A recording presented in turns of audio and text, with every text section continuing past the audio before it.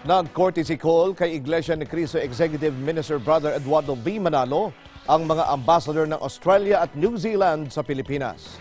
Kinikilala ng mga envoy ang malaking kontribusyon ng mga miyembro ng Iglesia ni Cristo sa kanilang bansa para higit na pagbutihin ang relasyon ng Pilipinas sa Australia at New Zealand. Bukod pa rito ang programa ng INC na Aid to Humanity. Narito ang report ni Weng de la Fuente. Magkasabay na bumisita sa tanggapang pangkalahatan ng Iglesia ni Cristo sa Quezon City ang mga ambassador ng Australia at New Zealand sa Pilipinas.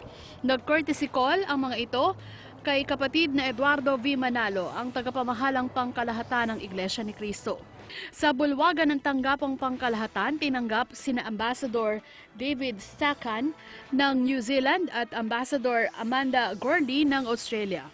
Tumagal ng higit 20 minuto ang bisita ng dalawang kinatawan at mainit din ang pagtanggap sa kanila ng mga kawani sa tanggapang pangkalahatan. Hindi naman naitago ng mga diplomat ang kanilang kasiyahan sa pagbisita sa Central Office ng Iglesia ni Cristo.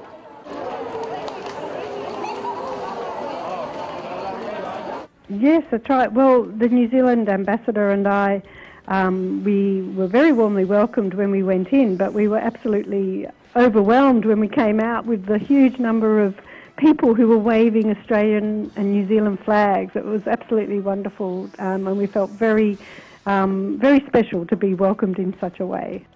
Sa kanyang katuwaan, dahil sa mainit na pagtanggap, agad nag-post sa kanyang Twitter account si Ambassador Gordy ng kanyang pagbati sa mga membro ng Iglesia ni Cristo na nasa Australia. I think it was a good way to reach out to the INC community in Australia. I was actually surprised to hear how many congregations and groups there are in Australia, around 66 I think, so that's a significant number of people. So I thought I would use my visit to the INC to reach out to those people. Sinabi naman ng kapatid na Joel San Pedro, ministro ng Ebanghelyo, hiniling ng dalawang diplomat na makapag-courtesy call sa kapatid na Eduardo V. Manalo noong huling linggo ng Agosto. Nakarating anya kina Ambassador Stacan at Ambassador Gordy ang pagkilala sa mga tulong na naipagkaloob ng Iglesia ni Cristo sa kanilang mga komunidad sa panahon ng mga kalamidad sa pamamagitan ng Aid to Humanity. Well, this meeting further strengthens how well the Iglesia ni Cristo works with the governing authorities. Because already in the past, the Church of Christ in Australia has done many wonderful activities. So when there was a flood in Bundaberg, Australia a few years back, the members of the church all over the country joined together to help the victims of that terrible calamity.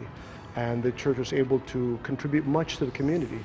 And also in New Zealand as well, there have been many positive activities in the communities. Different INC giving activities, community outreach programs, aid to humanity activities in both countries. And since the ambassadors are well aware of how much the church wants to help the communities, they're also welcoming us and also interested in further strengthening those ties of helping our fellow human beings.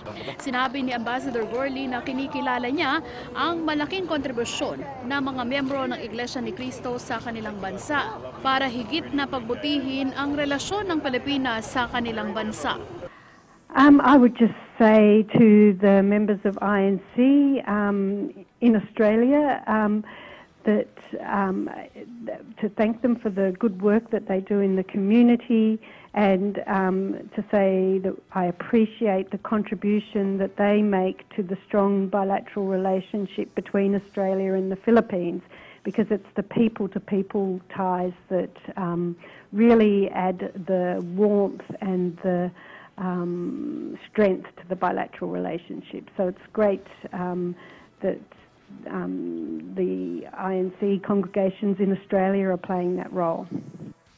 Kamakailan ay bumisita sa New Zealand ang tagapamahalang pangkalahatan para pangasiwaan ang paghahandog ng gusaling sambahan sa Christchurch, New Zealand.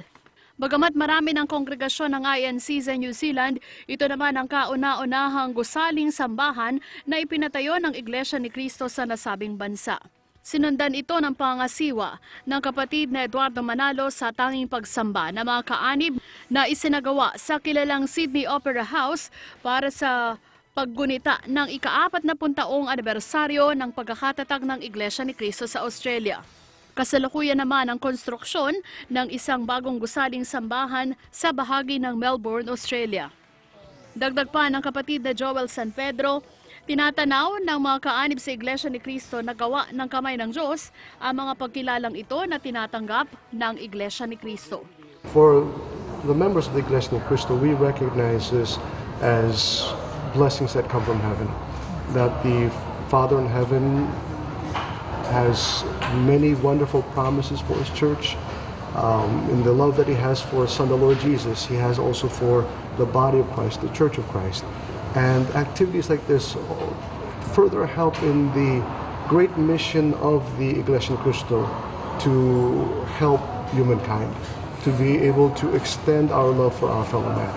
Bago ang pagbisita ng mga kinatawan ng Australia at New Zealand, nauna na ring nag-courtesy call sa tagapamahalang pangkalahatan ang kinatawan ng Israel at South Africa sa bansa.